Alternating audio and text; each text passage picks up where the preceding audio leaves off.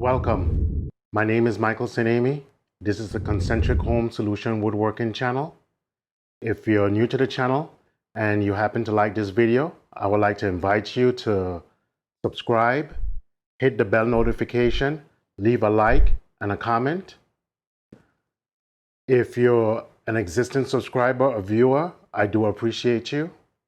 In this video, I will be going over some of my router bits and profile cutters that I use to add, let's just call it some flair, or take my woodworking up a notch. Normally we're just doing flat, square, perpendicular, which is the foundation of woodworking, to make boxes, face frame, and so forth like that. But what really makes our projects more exciting and better looking is when we introduce shapes and so forth, profiles. So, as usual, I'll see you on the other side.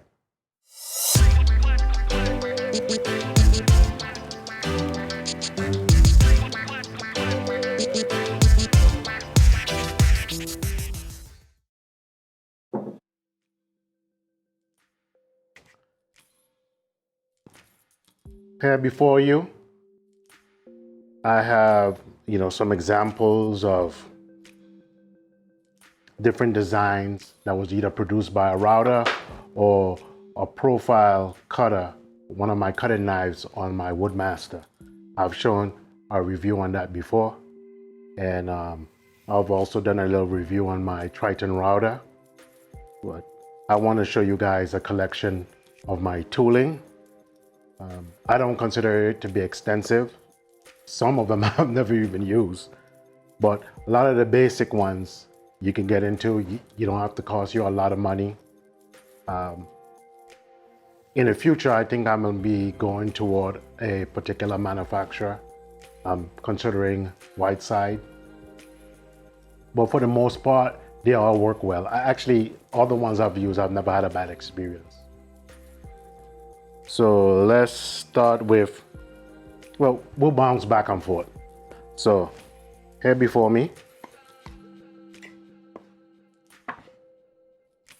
this one I've never actually used in practice. I've done some tests. You can tell the bit has been used, but I have not used it in practice. This is an edge banding router bit set from Peachtree Woodworking. You can see that in the box it has a drawing of the profile. That's the female, and that's the male piece. This is the actual edge banding, the piece of solid wood stock, and this will be the plywood. So you want to put a solid piece in front of a plywood, you will use this profile, and they are matching pair. So that's good for like shelves and so forth like that. A good set to have. Put it aside there.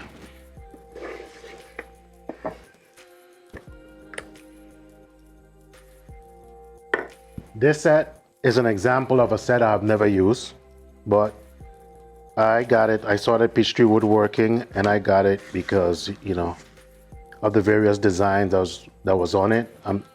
I was thinking along the line of cabinet doors or something.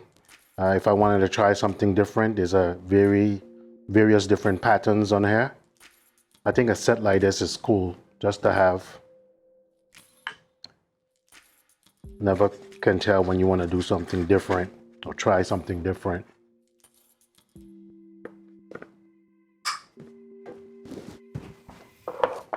All of these are carbide tipped micrograin. This one has more of a pattern cutting, and it's 3 half-inch shank, and the other ones are 1/4 inch. Did I mention the shank diameter of these? I mostly use half-inch shanks. So mostly these are going to be half-inch shanks.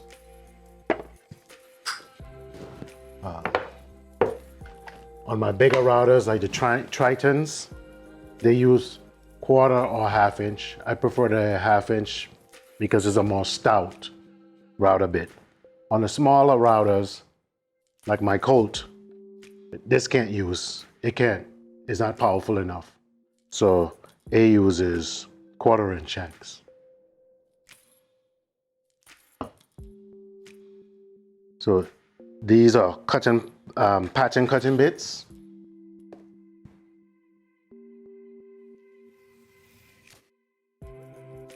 Usually you either use this in a table or or you could use it with a router.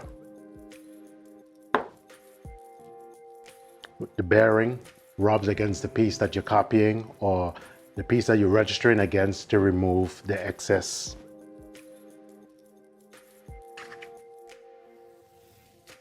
A good set of bits like this, or the other one I'm about to show you, is invaluable. Where is it? What's that the only? Let me see. Oh, there it is. This is another pattern type. This one, the bearing, the bearing is on top. I use these a lot on the router table or freehand.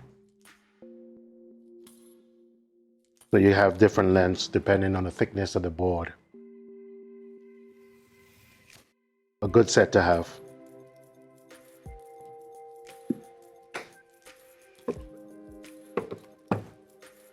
None of these are profile yet, but is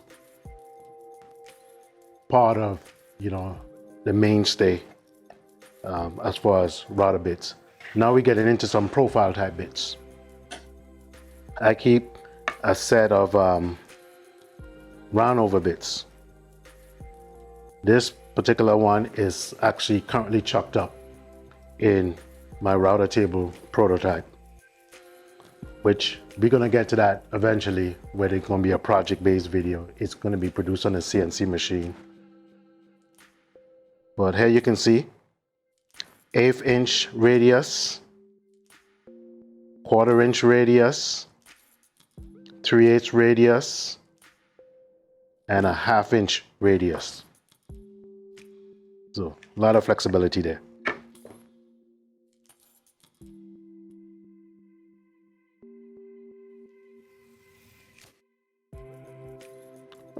Do I have any example or anything where I've done that with?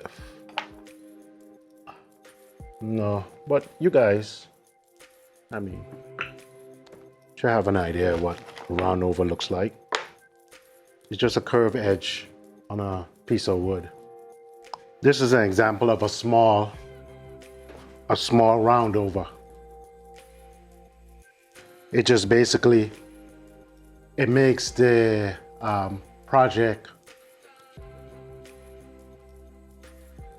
how would I put it? Good in the hand, meaning that it's not a sharp, abrupt edge that could give you discomfort or even potentially cut you. So you can have a small 1/8, or you can even get smaller than that. If you want to get what I consider to be, let's say,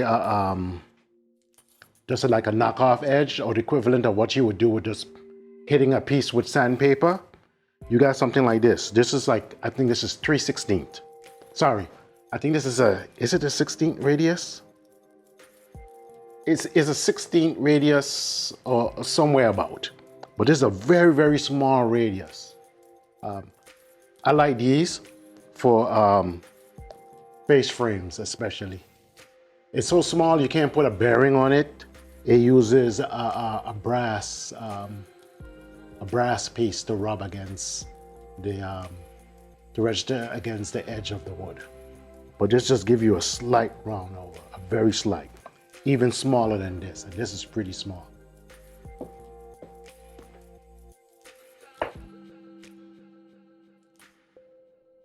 And by the way, when I say on the flush cut ones, this is an example of a flush cut bit made by Freud. with a bearing that I use with this jig. I have a video on this. This is the flush cut between the transition of the face frame and the carcass of a cabinet to flush the face frame with the carcass of the cabinet.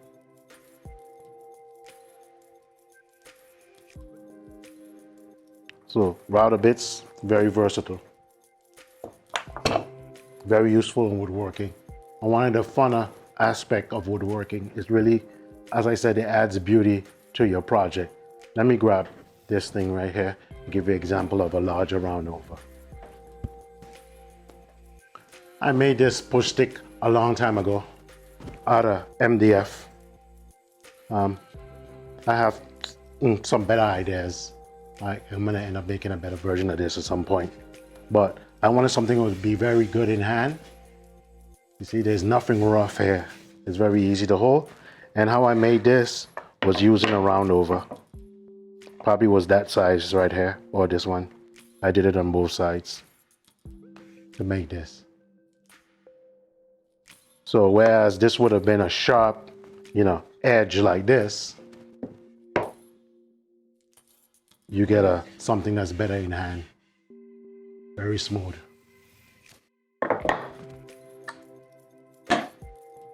So that's round overs. If you're new to woodworking, highly recommend a set of round overs. One of my first router bit set for doing cabinets was from Somerville. And it's this set. This set has a bit that you use for making a profile for a cabinet door. It has a matching set that you use for making a joint between a face frame, tongue and groove, between the face frame and the carcass of the cabinet. And this one was a flush trim bit that was part of the set. Don't use this very much anymore because I have a molding cutter, and the process of producing a profile door frame is so much easier on my molder. And if you someone who's just doing this for yourself, this is not bad, because you can't cut it in one pass or even two passes. You probably need 3-4 passes to do this safely and to get the best results. I used to have something that was made with this profile, but I think I threw it away, so I can't really show it to you. But this made a pretty handsome door, and I've used this for making like mirrors, picture frame around mirror. I did that in a job where I did a bathroom. I framed the mirror using this profile. Very cool. Another set I got from them that duplicates some of the stuff in that is this set. I picked it up at a woodworking show. What this produces is cabinet doors. Is a cabinet door is a raised panel cabinet door. It's a raised panel bit, and some other various bits for making a cabinet door. You see the different profiles in here for doing the door styles and rails, for doing the edge of the door, and for doing the raised panel. So this is a door set. I've never actually used this to make a door. Inside secret, I've never actually made a raised panel door. It's been hard for me to make a raised panel door because I think the amount of hard wood that goes into making it is not worth it. That's just a personal preference of mine. I tend to use a plywood panel for my door and dress up the door with the profile that I use, molding profile that I use, and use a flat panel made out of Baltic birch or something like that. I prefer that method. Maybe one day I'll do a raised panel, but the idea of you use more wood in the raised panel than you use in making the actual door frame, the styles and so forth like that. So I just couldn't bring myself to waste that amount of hardwood, you know. But that's just a personal preference.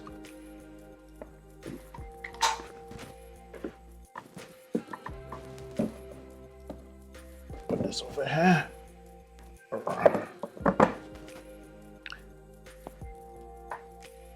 Then I have a couple of these profile bits that is used with a jig. This is another type of dovetail bit. These two are dovetail bits. Right here. And these are flush cuts. All of them are 1/4 inch shanks.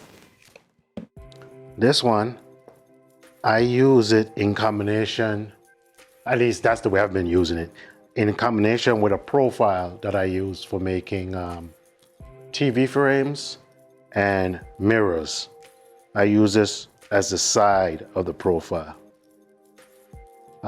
This is an example of it. That's another cool thing, guys.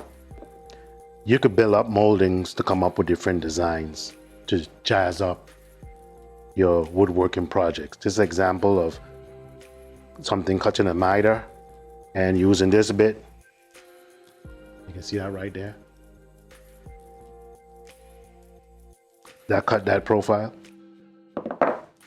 And this is another profile. Which bit did I use for that? Oh, this is part of another. That's another thing too. You could use parts of profiles to come up with different designs.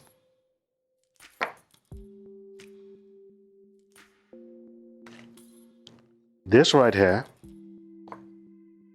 is something I've been working on for a while, and it's still evolving. This is not a good example of it. Basically, I create a tongue using either on a table saw by cutting both sides using a dado stack, or on the router table using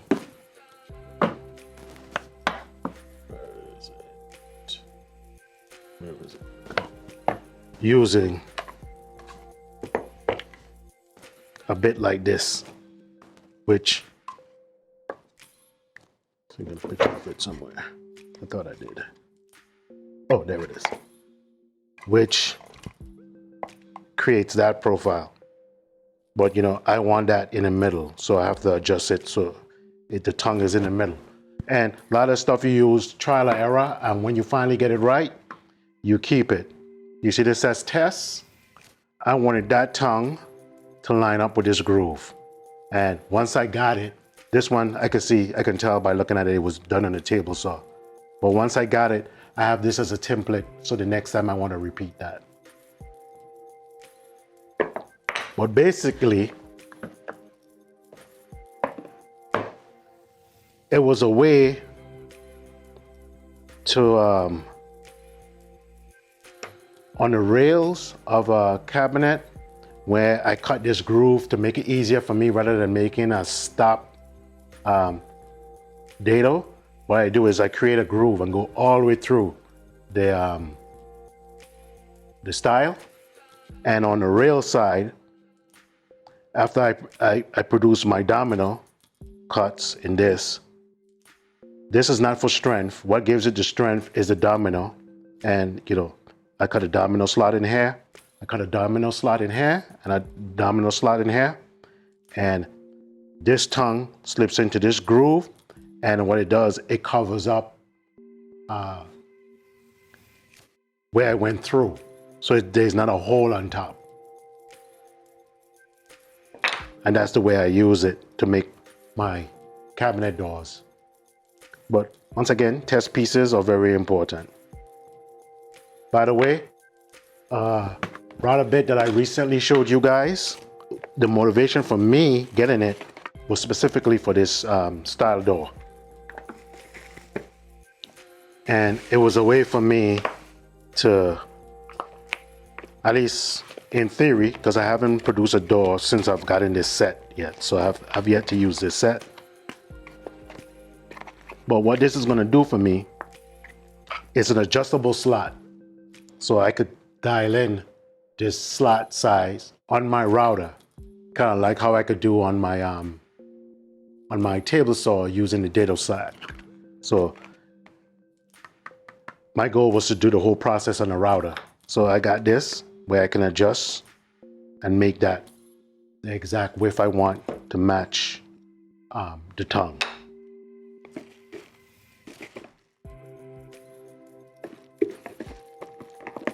There's another one in here. Oh, it's just same concept as that, but two different ranges.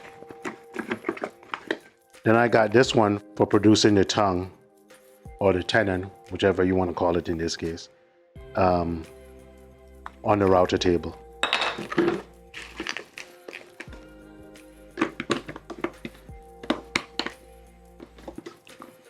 Router table, router bits. Very important tools. I think that should be, after your table saw, I think that should be your next purchase if you're getting into woodworking. You do so much with a router table and routers. Here, I have an example, a test piece of dovetail joinery. See that? See how nice that looks? Well, that was produced,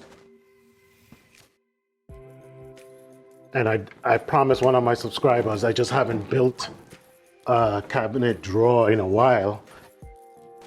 The last time I built a cabinet drawer was for a kitchen remodel that I did, which is now a few years ago.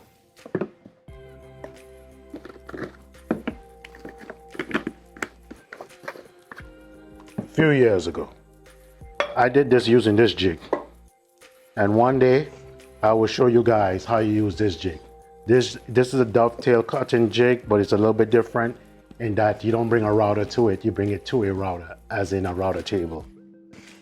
And you follow the pattern. And it can do various different styles of dovetail patterns as far as the size of the dovetail, blind dovetails, your standard through dovetails. It also does different sizes of finger joint, or what you call box joint cuts for making drawers, boxes, or whatever the case may be. I really like this. I plan to get the other version, the one that you bring the router to, made by the same company, because they have one that is adjustable. I would like to add that to my arsenal of tools. So I mentioned the jig because it comes to accomplish this, and the different sizes and the different types of joinery that it does. It comes with various type of bits, dovetail bits, different dovetail bits and straight bits and so forth for accomplishing it. It comes with a well-documented manual. This is a Lee jig. Sorry, this is the RTJ 400, but they make a very well-made, good quality product.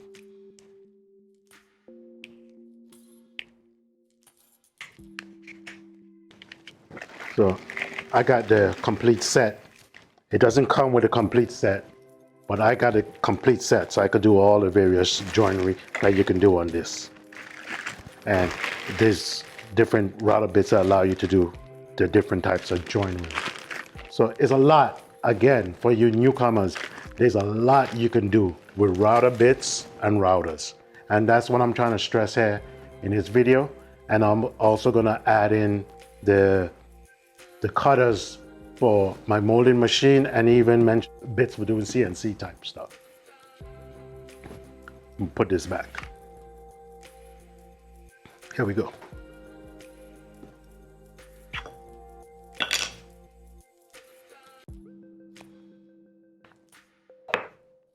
This is a test piece. You can see where different stages I wanted to verify until I get what I wanted.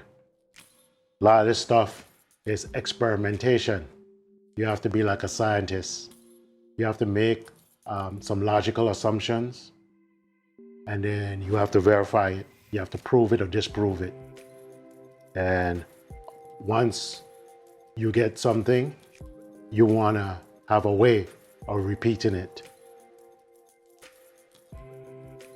This is not really about router bits, but similar concept here is I produced this shape for the shape of a leg for a toddler table that I produced a couple years ago, and is now frozen in this if I ever wanted to produce that profile. Again, I have it in a template.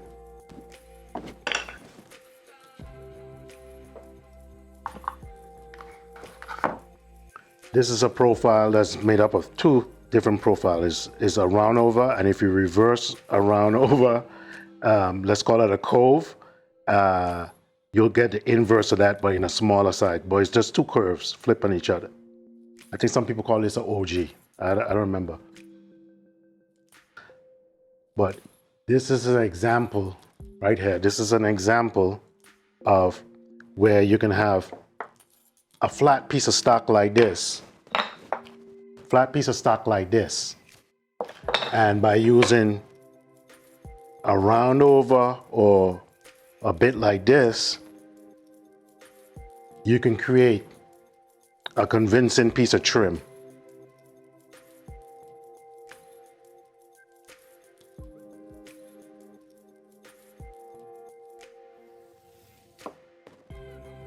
Up your game. This could be used as a banding, a freeze, or whatever. This particular one here is produced on the Woodmaster, and I'll show you the knife that does that.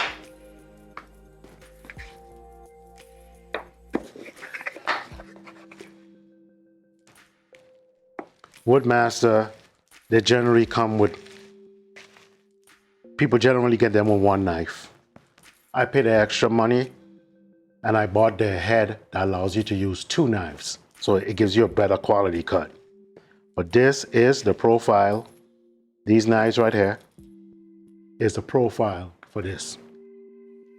And the cool thing about having profiles like these is that I could make this profile out of any species of wood. In this case right here, this is cherry. I could make it this same thing in walnut, in maple, whatever a client may want. I use this for making TV frames. I think I stated that before. But it's very cool. I like it.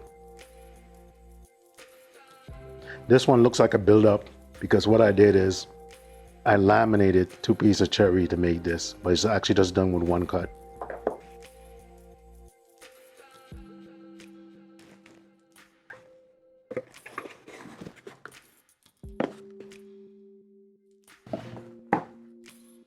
See this.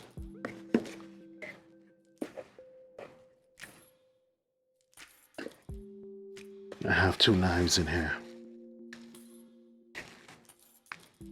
This particular profile, again, this is a profile for my Woodmaster. Cuts this, I believe. Yeah. This profile.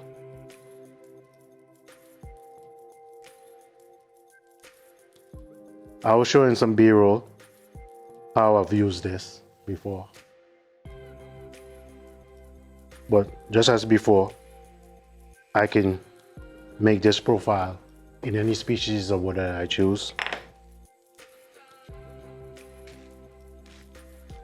These are things, that's what the capability you get with a router table or with a molder.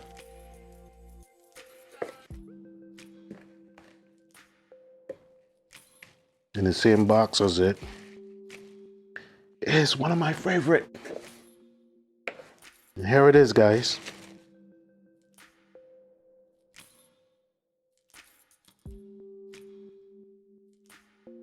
In my opinion, my set for the Woodmaster is very anemic. I plan to get a whole lot more in the future, but these are my crown molding knives. And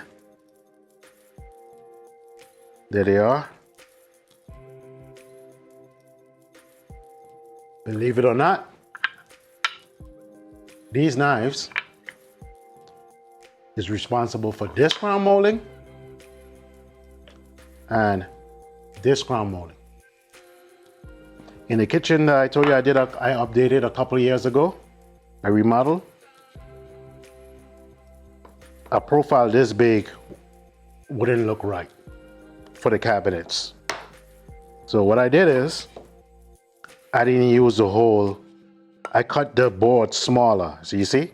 So I only captured one side of the molding. And that's how I was able to make this little one here. But you just have to think through these things. You know, use a little bit of creativity. Same concept with the router bits. You can use them in combinations. You could use only part of the bit, and you can come up with all different type of idea. Just because something is called crown molding doesn't mean you couldn't find a creative way of using it in another application. So that's how you learn. That's how you grow. You start off following instruction. You try to enforce this in my daughter when she was younger. You always start off following instruction. That's the way you learn. Now, to truly learn something is to change it. That just came to me. What I mean by is to change it. When you really learn something, I'll put it this way. If I show you how to do something today, and I come back 5 years from now, and you're doing it the exact same way that I taught you, and there's no iteration, there's no evolution, you never actually learn anything. What you just did is you acquire some training.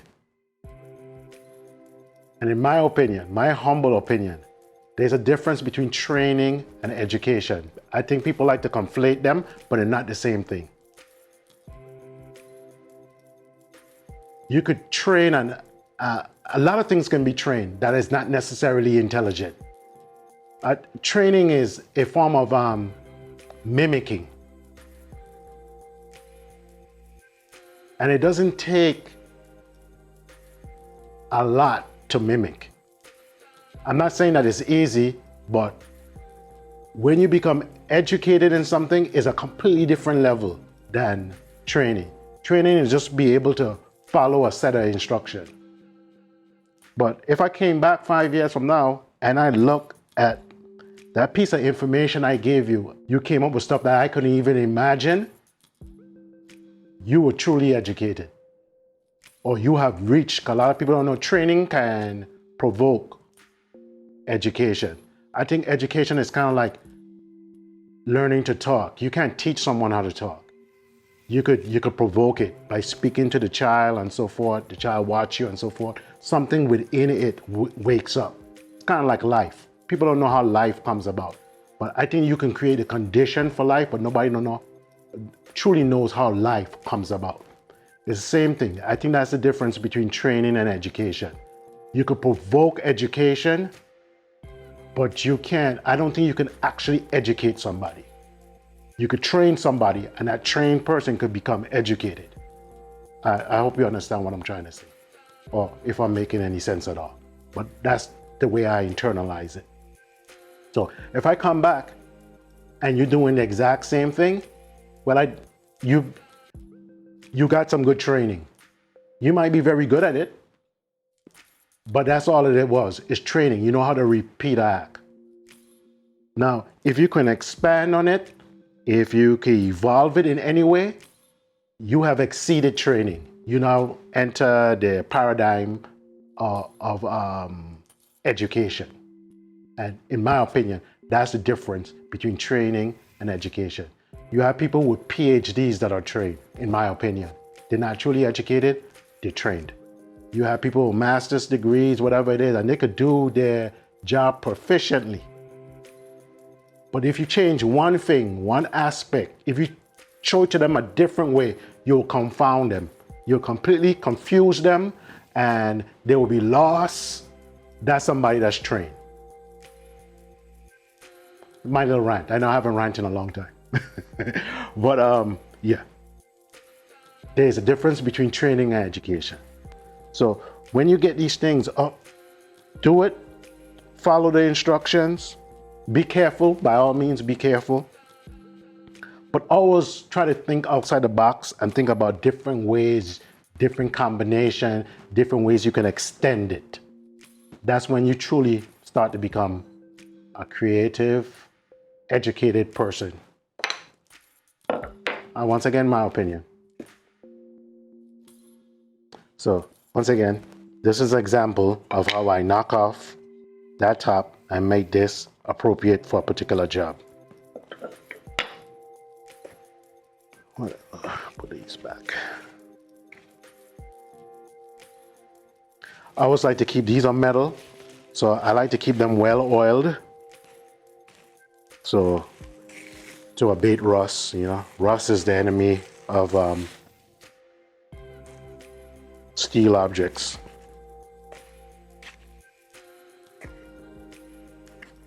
On the router bits too, always pay attention to the manufacturer's suggested RPM.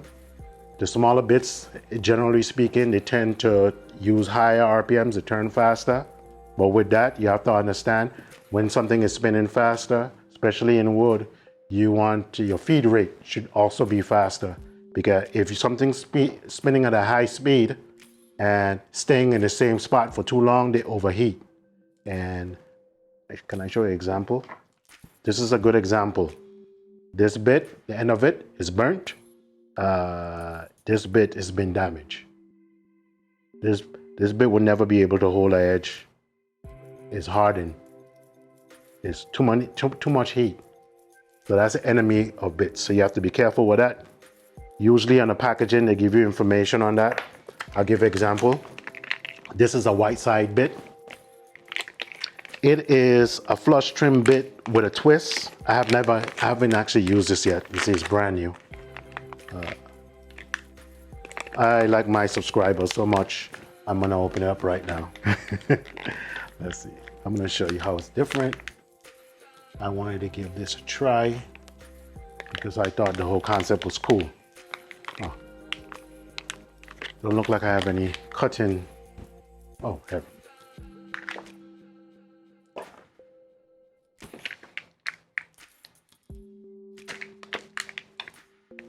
The next time I go to do a face frame to carcass joinery, I'm gonna give this a try. Not only does it cut it flush, but it cuts a little groove at the point where the face frame meets a little V groove, where the face frame and the carcass meet. And what that does along that joint line, it conceals it in a sense. It creates a design. So you're creating a flaw, you're hiding a potential flaw with a design, an intentional design. So if they're not exactly flush or perfectly flush, that groove is interruption between the face frame and the carcass, and it gives a little decorative thing to it. You can see it's still coated. I haven't used it yet. So in my next build, I intend on using it, and I'll let you guys know how that works out. But that's the idea behind of it. But I pull out this bit to show you. It's a white side bit, and I told you guys I'm starting to lean more toward buying white side bit. It's a U.S. company. I think it's based out in North Carolina. I'm in Georgia, so I'm kind of leaning toward favoring it. But right here you can see they have based on the diameter and the maximum RPM rating for various size bits on the back of their packaging. Up to 3/4, 24,000. 3/4 to 1.5, 18,000. 1.5 to 2 1/4, 16,000. 2 1/4 to 3 1/2, 12,000. So this is a manufacturer advice on advice from the manufacturer based on their tooling. What the suggested RPMs should be. Some other knives here.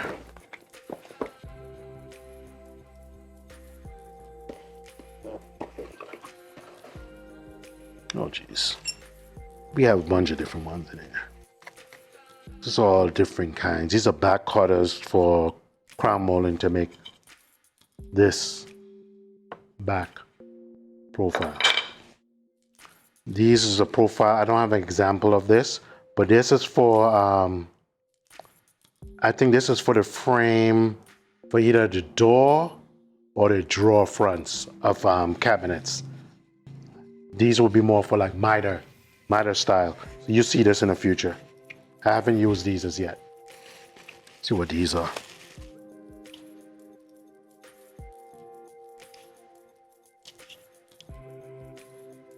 These are quarter rounds. So it's basically similar to like on the router bits for making round overs. But I can use that if I have to do, you know, long lengths of that. I can do that with this. And I can use it for making quarter rounds. The strips that go on the bottom of baseboards. This one is literally for a baseboard. I haven't used these yet either. This is a baseboard profile. It's either a baseboard or a casing. It's either a baseboard or a casing. I'm trying to remember. But I want to say it's for a baseboard. Baseboard profile. That's what it is. I think this one is for the door. Yeah. So notice this looks similar to the smaller one. The smaller one was for the drawer fronts, and this is the matching one for the doors. I haven't used these yet. I plan to use them in my next build, which is going to be when I go to update my kitchen, my personal kitchen cabinets. And I'm going to use mitered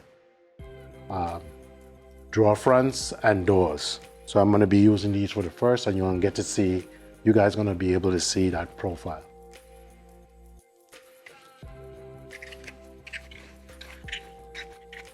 So much you can do. Close this up.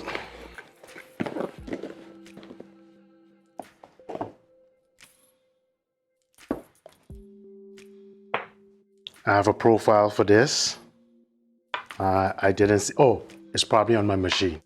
I didn't see it, but I use this profile. This is actually a setup gauge. Remember I told you before, once you get something the way you want it, this is a gauge for me to set up my knives on the machine.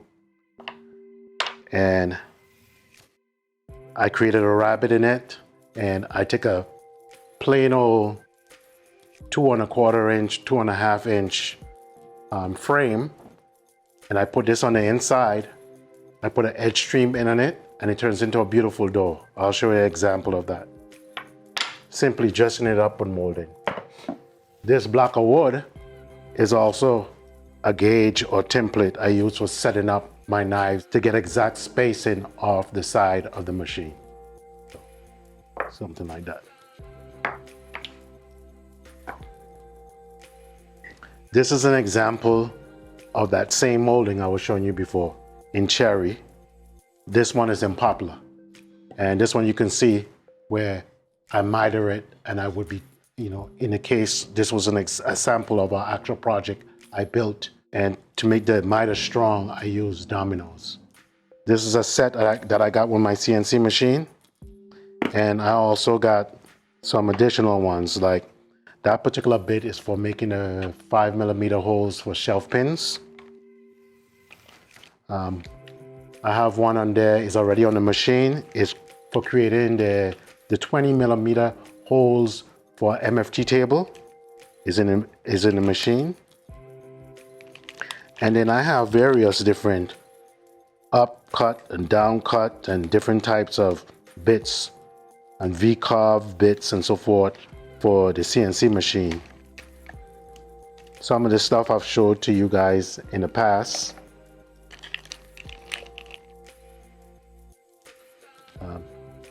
Don't criticize this. This was a test and I had the machine turning the bit in the wrong direction.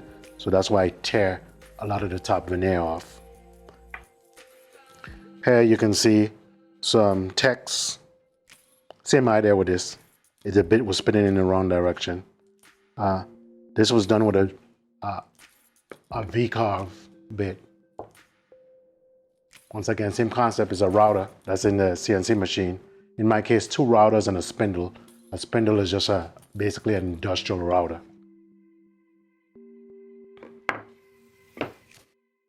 Same idea. It goes back to the same thing again, experimenting, different iterations and so forth. I need to revisit this. And by the way, I'm gonna start showing more CNC content. I know some of you guys don't appreciate it, and some people think I don't like CNC machine, which is completely irrational because why would I have one? But anyway, reason for that is, and a subscriber mentioned this to me and I agree with it wholeheartedly, even though I'm not where I want to be, I'm gonna start showing more of the process so people who are behind me could learn from my mistakes, okay?